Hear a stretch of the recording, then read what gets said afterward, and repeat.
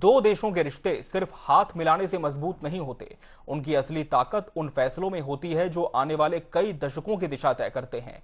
एक तरफ दुनिया में बदलता भू राजनीतिक माहौल, दूसरी तरफ सप्लाई चेन की नई चुनौती, कहीं रेयर अर्थ मिनरल्स की होड़ तो कहीं सेमीकंडक्टर और डिजिटल टेक्नोलॉजी की दौड़।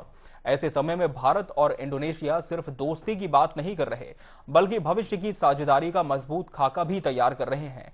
करीब 20 महत्वपूर्ण समझौते, डिजिटल भुगतान से लेकर अंतरिक्ष अनुसंधान तक, क्रिटिकल मिनरल से लेकर बंदरगाह विकास तक, कृषि से लेकर स्वास्थ्य तक और शिक्षा से लेकर इलेक्ट्रॉनिक वोटिंग मशीन तक। ये सिर्फ एमओयू नहीं, बल्कि आने वाले वर्षों में एशिया की नई रणनीतिक धुरी बनने की तैयारी है। आज इस विशेष प्रस्तुति में जानेंगे इन 20 समझौतों का मतलब क्या है, इनसे भारत और इंडोनेशिया को क्या फायदा होगा और क्यों पूरी दुनिया इन समझौतों को बेहद गंभीरता से देख रही है। भारत दुनिया की सबसे तेजी से बढ़ती बड़ी अर्थव्यवस्था, इंडोनेशिया दक्षिण पूर्व एशिया की सबसे बड़ी अर्थव्यवस्था, दोनों हिंद महासागर और प्रशांत महासागर को जोड़ने वाले महत्वपूर्ण समुद्री मार्गों पर स्थित हैं। दोनों इंडो पैसिफिक क्षेत्र में स्थिरता चाहते हैं। दोनों चीन पर अत्यधिक निर्भर वैश्विक सप्लाई चेन का विकल्प तैयार करना चाहते हैं और दोनों भविष्य की तकनीकों में नेतृत्व चाहते हैं। यही कारण है कि दोनों देशों ने करीब 20 रणनीतिक समझौतों पर हस्ताक्षर किए। भारत की यूनिफाइड पेमेंट्स इंटरफेस यानी यूपीआई दुनिया की सबसे सफल डिजिटल भुगतान प्रणालियों में शामिल है। अब इंडोनेशिया के साथ डिजिटल भुगतान सहयोग दोनों देशों के बीच लेन देन को आसान बनाएगा। भारतीय पर्यटक इंडोनेशिया में मोबाइल से भुगतान कर सकेंगे, व्यापार तेज होगा, लेन देन सुरक्षित होगा, फिनटेक कंपनियों को नए अवसर मिलेंगे। ये समझौता सिर्फ भुगतान का नहीं, डिजिटल अर्थव्यवस्था के विस्तार का भी है। अगर 20वीं सदी तेल की थी तो 21वीं सदी क्रिटिकल मिनरल्स की मानी जा रही है। इलेक्ट्रिक वाहन, mobile, battery, semiconductor, solar panel, हर आधुनिक तकनीक इन खनिजों पर निर्भर है। इंडोनेशिया निकेल सहित कई महत्वपूर्ण खनिजों का बड़ा उत्पादक है। भारत इन संसाधनों की सुरक्षित आपूर्ति चाहता है। यही वजह है कि क्रिटिकल मिनरल्स और रेयर अर्थ मिनरल्स पर सहयोग दोनों देशों के लिए रणनीतिक महत्व रखता है। भारत अंतरिक्ष तकनीक में नई ऊंचाइयां छू रहा है। इंडोनेशिया हजारों द्वीपों वाला विशाल देश है। उसे सैटेलाइट तकनीक, समुद्री निगरानी, आपदा प्रबंधन और संचार नेटवर्क की जरूरत है। स्पेस रिसर्च में दोनों देशों की साझेदारी नई संभावनाएं खोलेगी। इसके साथ ही पोर्ट डेवलपमेंट, समुद्री लॉजिस्टिक्स और ब्लू इकोनॉमी में भी सहयोग व्यापार को नई गति देगा। फ्रेंड, हमारे देशों के बीच बढ़ता विश्वास हमारी रक्षा, सुरक्षा और मैरीटाइम सहयोग को मजबूत कर रहा है। आज हमने डिफेंस एक्सचेंज, डिजास्टर मैनेजमेंट और इंडस्ट्रियल सहयोग बढ़ाने पर सहमति बनाई। अब हम दोनों देशों के कोस्ट गार्ड हिंद महासागर में मैरीटाइम सेफ्टी और सिक्योरिटी के लिए मिलकर काम करेंगे। दो करीबी मैरीटाइम देश होने के नाते हमने ब्लू इकोनॉमी, पोर्ट डेवलपमेंट और मैरीटाइम ट्रेड में आपसी सहयोग बढ़ाने का भी निर्णय लिया है। फ्रेंड्स, भारत और इंडोनेशिया के लिए गरीबी को परास्त करना और अपने नागरिकों तक कल्याणकारी योजनाओं का लाभ पहुंचाना सर्वोच्च प्राथमिकता है। बुनियादी ढांचे के विकास में स्टील सबसे महत्वपूर्ण आधार है। दोनों देश स्टील उद्योग में तकनीकी सहयोग बढ़ाएंगे। कृषि क्षेत्र में बेहतर बीज, नई तकनीक, फूड प्रोसेसिंग और कृषि अनुसंधान को बढ़ावा मिलेगा। स्वास्थ्य क्षेत्र में दवा निर्माण, मेडिकल रिसर्च, सार्वजनिक स्वास्थ्य और चिकित्सा प्रशिक्षण में भी साझेदारी मजबूत होगी। भारत दुनिया का सबसे बड़ा लोकतंत्र और इलेक्ट्रॉनिक वोटिंग मशीन यानी ईवीएम उसकी बड़ी पहचान। भारत का चुनावी अनुभव दुनिया में विश्वसनीय मॉडल माना जाता है। इंडोनेशिया भारतीय चुनावी तकनीक और अनुभव से सीखना चाहता है। दूसरी ओर भारतीय प्रबंधन संस्थान यानी IIM वैश्विक स्तर पर बेहतरीन प्रबंधन शिक्षा के लिए प्रसिद्ध है। शिक्षा क्षेत्र में IIM मॉडल शोध, नेतृत्व विकास और कौशल निर्माण में नई संभावनाएं पैदा करेगा। यानी ये साझेदारी सिर्फ तकनीक नहीं, मानव संसाधन निर्माण की भी साझेदारी है। जब डिजिटल तकनीक, खनिज संसाधन, शिक्षा, स्वास्थ्य, अंतरिक्ष, समुद्री सुरक्षा और व्यापार एक साथ जुड़ते हैं तो वो सिर्फ समझौता नहीं बल्कि भविष्य का रोड मैप बन जाता है। भारत और इंडोनेशिया अब पारंपरिक मित्र ही नहीं बल्कि 21वीं सदी के रणनीतिक साझेदार बन चुके हैं। इतिहास दो देशों को जोड़ सकता है, लेकिन भविष्य सिर्फ दूरदर्शी फैसले ही बनाते हैं। भारत और इंडोनेशिया के बीच हुए करीब 20 रणनीतिक समझौते इसी दूरदृष्टि की मिसाल हैं, जहां यूपीआई डिजिटल अर्थव्यवस्था को गति देगा, क्रिटिकल मिनरल्स औद्योगिक विकास को मजबूती देंगे, स्पेस रिसर्च नई वैज्ञानिक उड़ान भरेगा, पोर्ट विकास व्यापार का नया रास्ता खोलेगा और शिक्षा से लेकर स्वास्थ्य तक हर क्षेत्र में साझेदारी दोनों देशों के नागरिकों तक पहुंचेगी। यानी ये सिर्फ कूटनीतिक दस्तावेजों पर हुए हस्ताक्षर नहीं बल्कि दो लोकतांत्रिक देशों के बीच विश्वास, विकास और साझा समृद्धि का एक नया अध्याय है, जो आने वाले वर्षों में इंडो पैसिफिक क्षेत्र की राजनीति, अर्थव्यवस्था और वैश्विक संतुलन तीनों को नई दिशा दे सकता है। Bureau report, Asian news.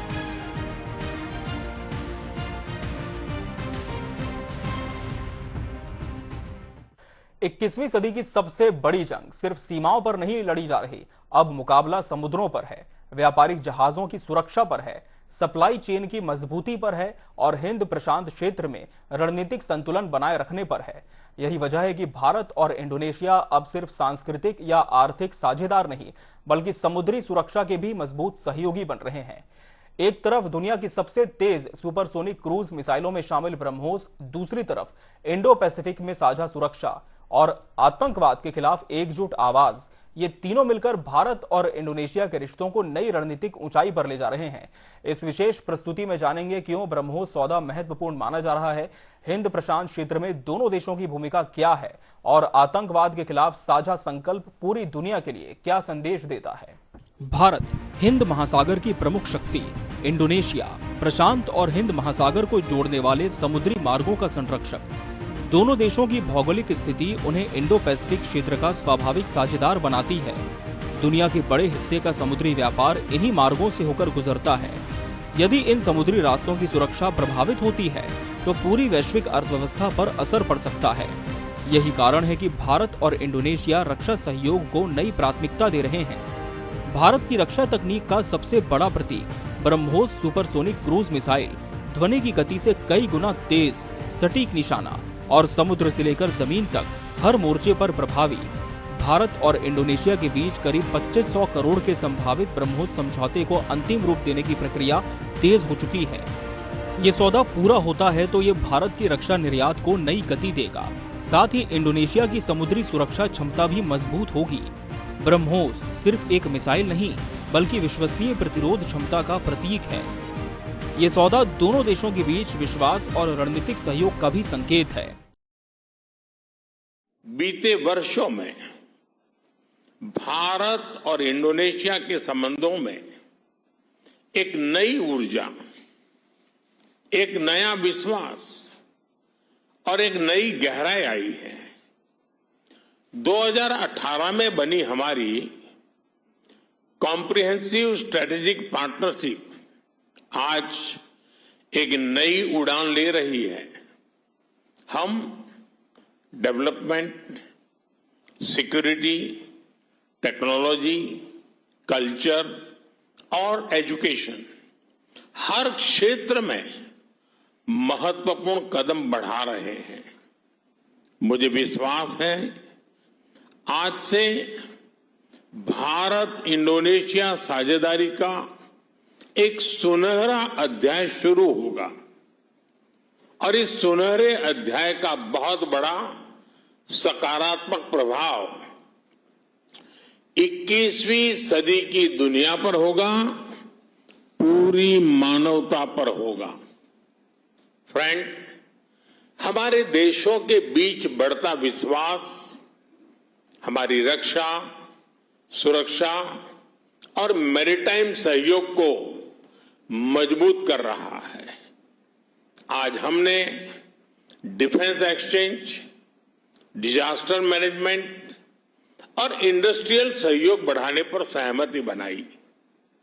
अब हम दोनों देशों के कोस्ट गार्ड हिंद महासागर में मैरीटाइम सेफ्टी और सिक्योरिटी के लिए मिलकर काम करेंगे। दो करीबी मैरीटाइम देश होने के नाते हमने ब्लू इकोनॉमी, पोर्ट डेवलपमेंट और मैरीटाइम ट्रेड में आपसी सहयोग बढ़ाने का भी निर्णय लिया है।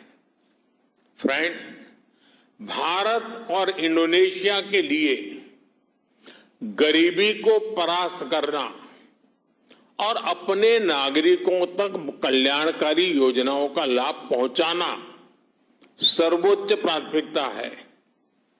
हमने इंडोनेशिया के साथ अपनी मिड डे मील स्कीम और पब्लिक डिस्ट्रीब्यूशन सिस्टम के सॉल्यूशंस साझा किए हैं।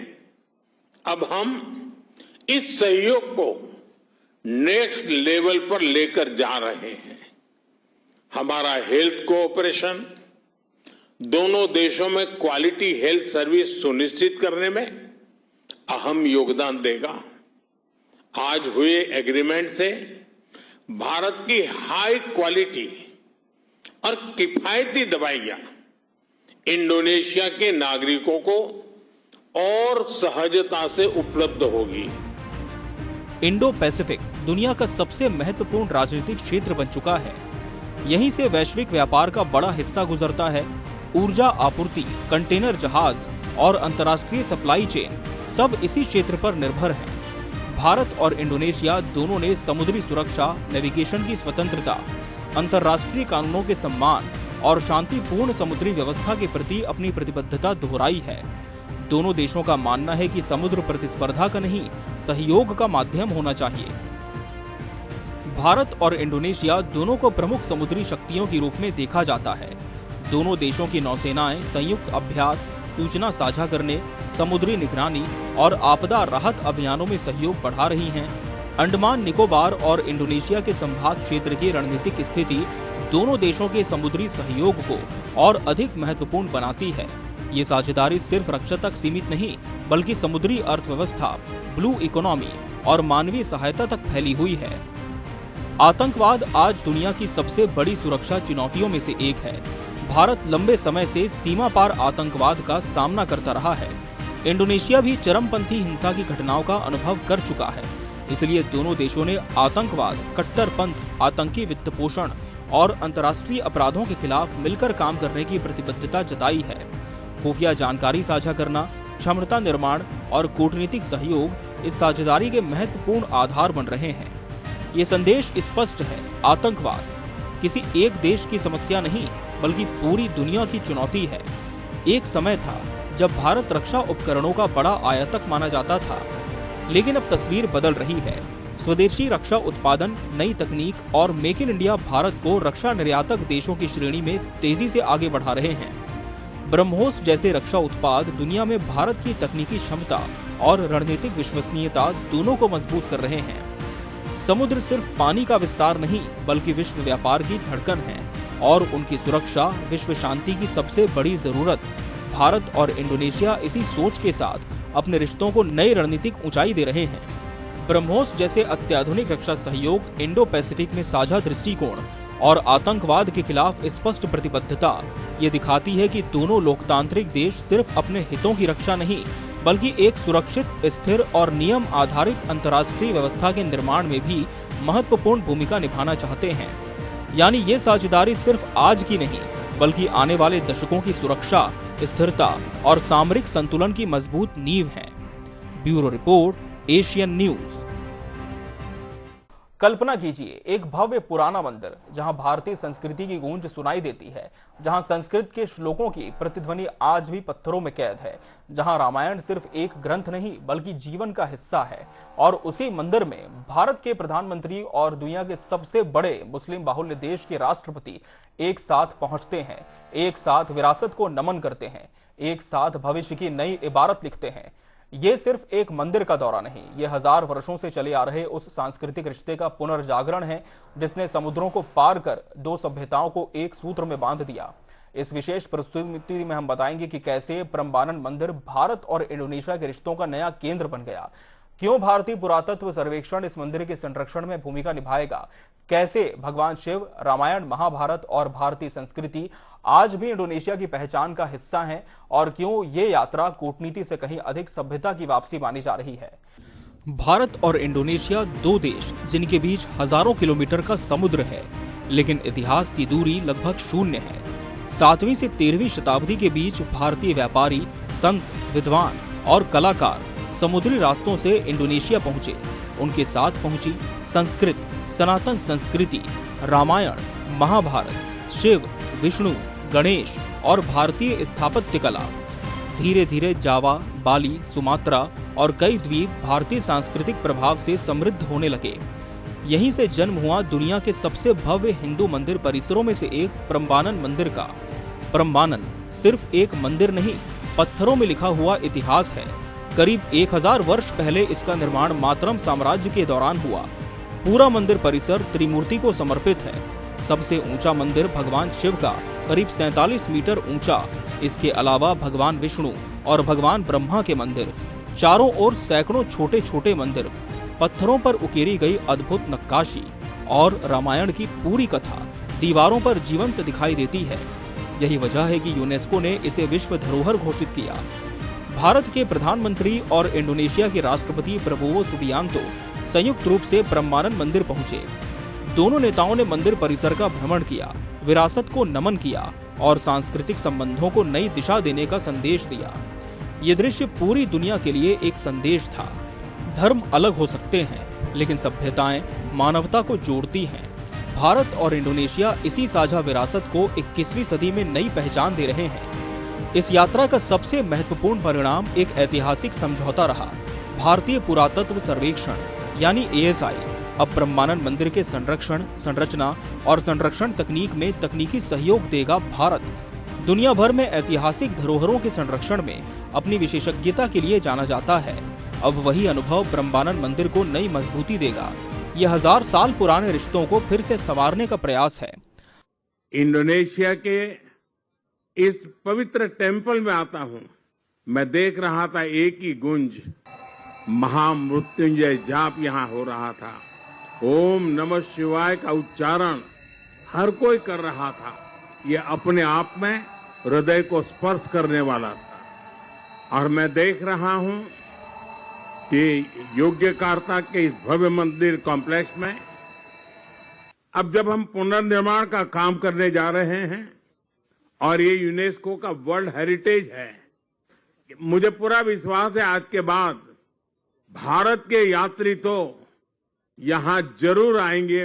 दुनिया के दूर दूर क्षेत्रों में कहीं पर भी जाएं, हमें कहीं न कहीं भारत की सांस्कृतिक विरासत के दर्शन होते हैं। भारत और इंडोनेशिया अब सिर्फ व्यापार, रक्षा या समुद्री सुरक्षा के साझेदार नहीं, बल्कि सांस्कृतिक विरासत के भी साझेदार बन चुके हैं। विशेषज्ञों का मानना है कि ऐसे सहयोग पर्यटन बढ़ाएंगे, शोध को नई दिशा देंगे, पुरातत्व, इतिहास और सांस्कृतिक अध्ययन को नया आयाम मिलेगा। सबसे महत्वपूर्ण बात, नई पीढ़ी अपने साझा इतिहास को और बेहतर तरीके से समझ सकेगी। राजनीतिक रिश्ते सरकारों के साथ बदल सकते हैं, व्यापार समय के साथ बढ़ता और घटता रहता है, लेकिन सभ्यताओं के रिश्ते सदियों तक जीवित रहते हैं। प्रम्बानन मंदिर इसी अमर रिश्ते का साक्षी है, जहां पत्थरों पर उकेरी गई रामायण आज भी भारत की कहानी सुनाती है, जहां भगवान शिव का मंदिर दो देशों के दिलों को जोड़ता है और जहां भारत और इंडोनेशिया मिलकर भविष्य की नहीं बल्कि 1000 साल पुराने विश्वास की नई इमारत खड़ी कर रहे हैं। यही है सांस्कृतिक कूटनीति की असली ताकत, जहां विरासत वर्तमान को जोड़ती है और इतिहास भविष्य का मार्गदर्शन करता है। Bureau report, Asian news.